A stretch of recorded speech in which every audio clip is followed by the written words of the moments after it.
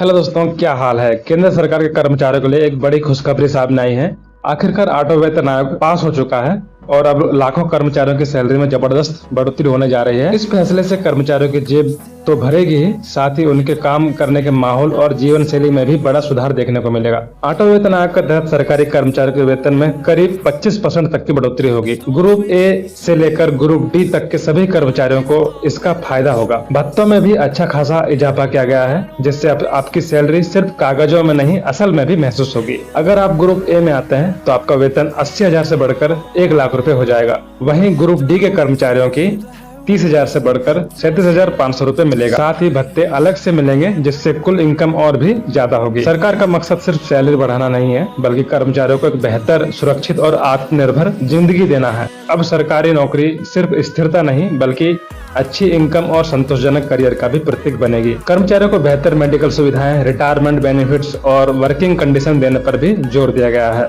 इस बार वेतन सिर्फ बढ़ाया नहीं गया है, बल्कि पूरे सिस्टम को अपग्रेड किया गया है। कर्मचारियों को बेहतर काम का माहौल मिलेगा, जिससे उनका मनचाहा ट्रांसफर, प्रमोशन और ग्रोथ भी आसान होगा। साथ ही सेवानिवृत्ति के बाद मिलने वाले लाभों को भी बढ़ाया गया है, ताकि रिटायरमेंट के बाद की जिंदगी भी सुकून भरी रहे। यहाँ लिस्ट में देख सकते हैं किसको कितना फायदा मिलेगा, ग्रुप ए से ग्रुप डी तक।